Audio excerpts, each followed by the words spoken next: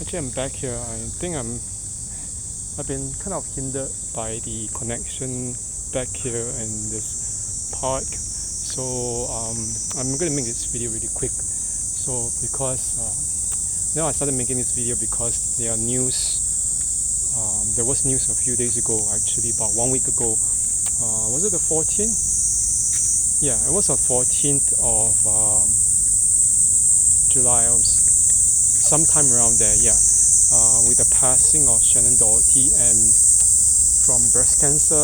She was at the terminal stage when it had really metastasized and spread it to her brain. So there was the understanding that she at the point in time she was also divorced, and there were a lot of things going on between her and her ex-partner husband. But that said, okay, the whole thing was this. I remember what it is with things like breast cancer or cancer in general. Like I had a friend who passed away from terminal stage brain cancer. It was like from stage 3 became stage 4, and the thing is all this is it's very traumatizing for people like who are in that kind of circle. Like me, when your family or your friends have to actually witness this happening.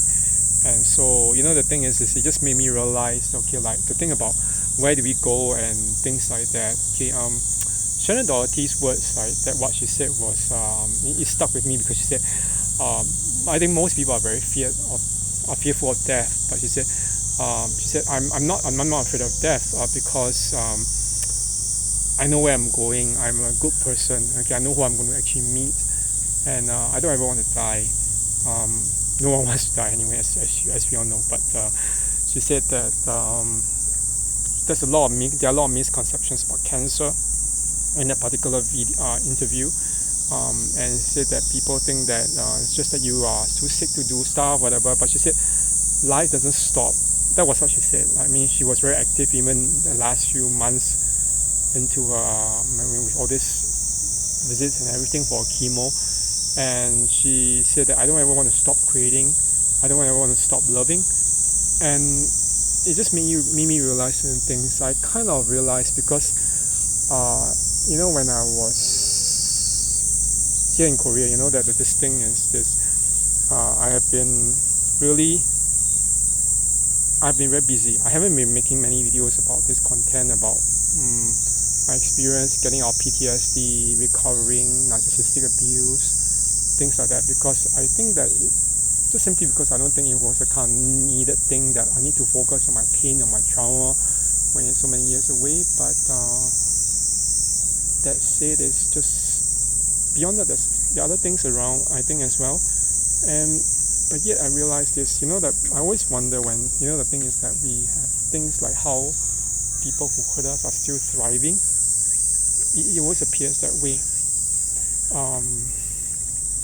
As I said, the ex-groomer is now working as a yoga instructor in Virgin Active in Singapore.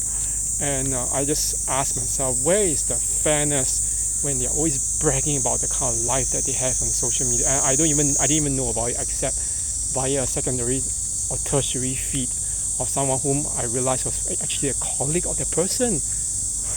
I block all these people, but they can still, find their so-called flying monkeys to get through to you, to add you. And that was one thing. You realize that the whole web of people you have to block just gets bigger and bigger and bigger. But it just made you realize, when you realize, not just how they are connected, but even how these people seem to be thriving, all their happy photos and everything on social media. It just made you realize, I just wonder, where do we go from here? Like especially after what the news about Shannon Doherty, what she said and everything. I realized this one thing: most people have difficulty processing PTSD or PTSD, and it's not like something that they really want to process. They want to process. They'll be like, just get over it. You can move on, just get over it, move on, and it's like there's no big deal. And they don't realize that the body keeps the score, the neurological way the the brain develops in response to that, it changes the whole system. And I'm not saying that there's no cure. There is a cure and there's a resolution. And unlike what, like those uninformed pastors of the like of John MacArthur, who knows zilch about neurology, mental health issues of science, people who are just anti-science, okay, unlike these people, we know that there's a way to actually rewire the brains, okay, and I mean it's just ridiculous to associate with these people who don't really even want to recognize that science actually works, and the thing is this, their so-called fundamentalism has made them stuck in their freaking brains that they're unable to empathize with other people's PTSD or trauma. They even deny it. They gaslight you. Okay? These people should just get lost. I don't care what they claim. They can claim to be Christians, but they're the worst. But the thing is this. It just made me realize when I watched that video with Shannon Doherty asked, where is the justice? I mean the whole thing, that those few years where she was actually in this, drama series, especially in Charm, that the strange thing is this, she was the first main character to exit. Okay, then they added Rose McGowan's character, and there's a lot of juicy gossip that goes around, and things like, it just made me realize, what about, there was a thing about also the Shannon, not just Shannon, but Shannon and Alyssa Milano, a lot of those, the so-called tea on their relationship, which was a working relationship, which was kind of like volatile and not very good, because supposedly Alyssa Milano made the set so toxic, and then Shannon was also unable to get along with her, and even Holly Marie Combs and Rose McGowan, who came later, all seem to have the same thing with Alyssa Milano, thinking that she's so entitled, she's a spoiled brat, she's like teen royalty, back when she was like a child actress, and she wants to get the best of everything, and then people who don't fit in, like Shannon, with her, she just get lost, and it's either me or Shannon kind of thing. But I mean that said, it just made me realize, I was wondering, where is the narcissist going to go? The thing is this, narcissists don't believe. A lot of them actually, regardless of what they think, they don't really believe in God. Okay, even those who claim to believe in God, let's just admit it. If they do believe in God, they believe in judgment, they wouldn't be doing what they are doing right now. So ultimately, that's why they are doing all this. They are running short of time. They are always running out of time. We don't know when. It's like the timing is not. They think that you're going to live eternally. Like anyone, whether you're a good or bad person, they just think that they want to live eternally or try to live as long as they can. But ultimately, does it pan out for them? No, it doesn't pan out for them. I don't want to pretend to guess what's going to happen to that ex now, okay, or that ex-groomer. I don't, okay. I don't pretend to know, but I don't want anything to do with them. So, and right now, I'm just a bit tired. You can see I'm not traveling, and some of the nights are not so good because it's made my skin dry out, and generally I don't have this kind of issues, not if I'm sleeping enough. I mean, I'm sleeping enough, but I still wake up really erratically because of the bed. And but thank goodness there's air conditioning in the hotel and everything. And then so I think tonight I'll just go back a little bit earlier, start packing up, and then if I can pass by the Olive Young, I'll try to get some cream and moisturizer for my skin, especially around those dry areas, so that they can at least make me look better. Maybe.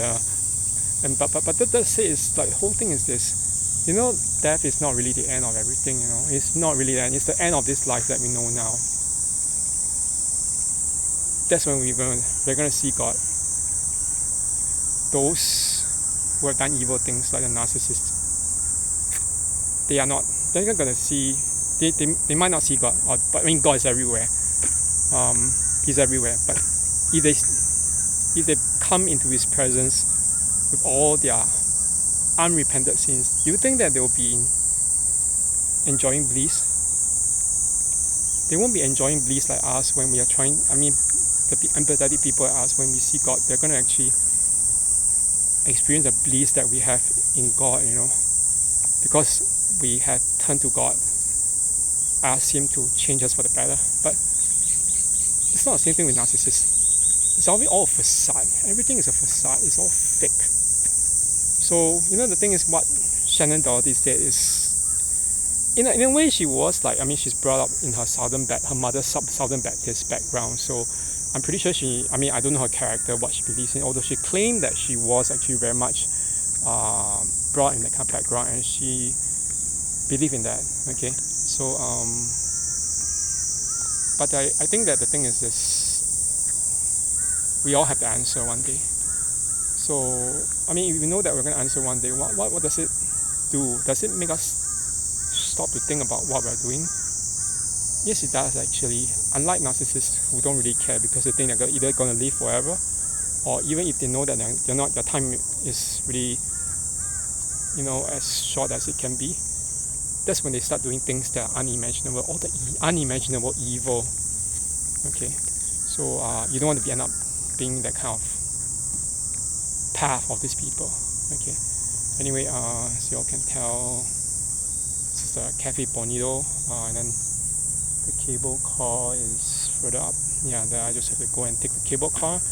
You can take a one way or take a go return. I'm going to take a return if I'm not wrong, because I think I just want to experience it, and hopefully maybe I can just stay here for a little bit longer. The nighttime view is actually not bad, but yeah, it says 4 something, but I'm just trying to cool down the cafe. But yeah, I should just slow down anyway. But just back to the whole thing. You know what? Live your life. Don't live your life for other people, and don't live your life thinking that you don't need to answer to God, because we all have to answer to God.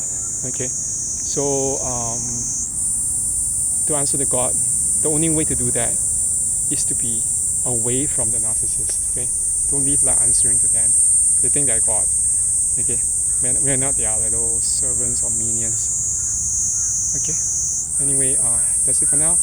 Okay, see you. Bye bye.